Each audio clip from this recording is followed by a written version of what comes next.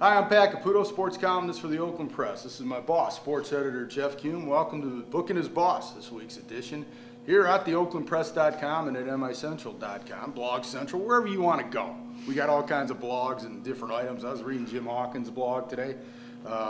It's very good. Enjoyed his commentary about the Tigers' start and what they need to do to turn it around. But the Red Wings, I think, are first and foremost on everybody's mind right now, Jeff. Here it comes.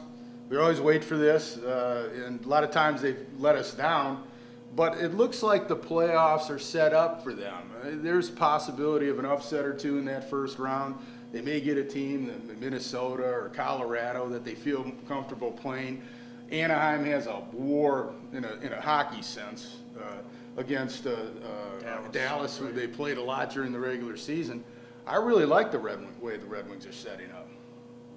But there's always that. But. You know, but no, exactly. I mean, we look forward to this for a while now. They've been set up, ready to go.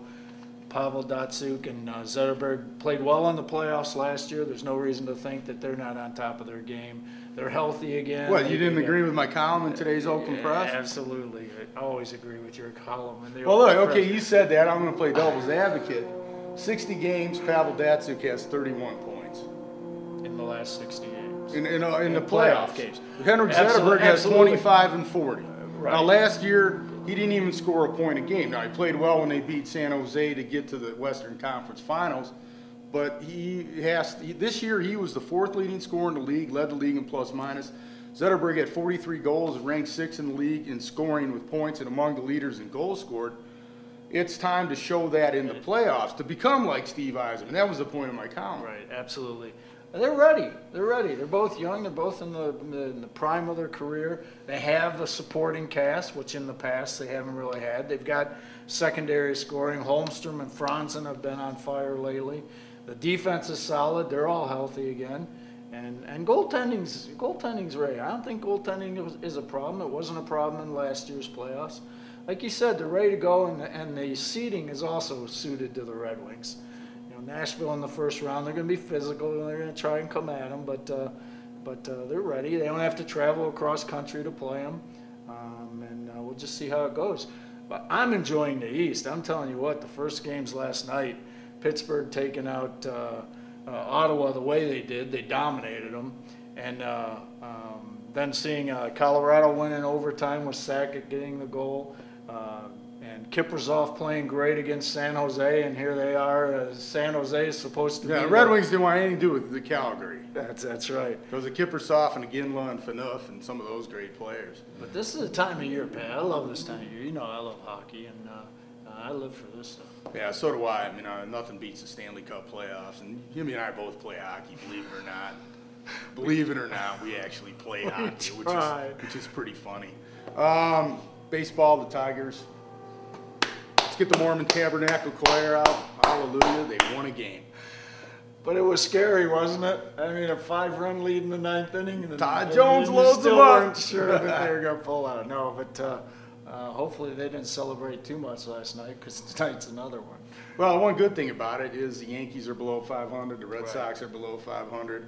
Everybody except for the Angels that would probably be the contenders. If you're going to fall behind anybody, fall far behind the Orioles and the Royals, because they'll probably fall back to the pack. So maybe it'll get them off the schneid. But one thing, I still don't think the roster is very balanced. There seems to be something missing there. You said it also all along in the offseason, too. It boils down to pitching in baseball. And they have a lot to prove with this pitching staff. You've mentioned that several times. But, the potential is there, but a lot of question marks have to be asked. And the only way to do that is on the field. I like what Bobby Sade has been doing, and Denny Batista looks like he might be a pretty good setup man. So don't forget give Bobrovsky some time to tweak a team. Don't forget what Sparky said. Give him 40 games. Listen, you don't even think anything until you get 40 games in and see what you have. Yeah, and there have been bad starts before. Tigers were 11-19 in 1987, ended up winning 98 games, more than any other team in baseball. We got the Frozen Four. Keith Dunlap's out there covering Michigan in there, in Denver. College hockey, I love it. You love it. We play hockey, believe it or not. We really enjoy the collegiate game. And what do you think Michigan wins a national championship? It's been almost a decade. 98? Is Yeah. that what last time they won? That is a decade. Mathematician. They're set up for it, but they got to go against that trapping style of defensive play that Notre Dame puts out there. But they're ranked number 1 in the country. Do what they're supposed to do. Go out there and follow State's lead from last year. And all I know is, being a hockey dad, you get to see a lot of these kids that grew up with my kid that are now playing in college. Porter was a former line mate. Anthony Cirillo was a former line mate. Gerby out at Boston College, played with my kid in the summer.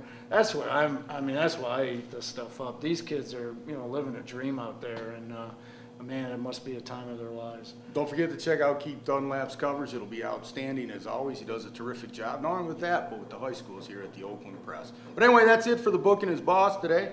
I'm Pat Caputo, sports columnist. He's Jeff Kuehn. He's my boss, the editor. Who's that guy? The guy who's going to win the American Idol. Even though he hasn't auditioned yet, he's better than all of them. That's the real American Idol, and that, of course, being James Martinez. Till next week, we'll see you.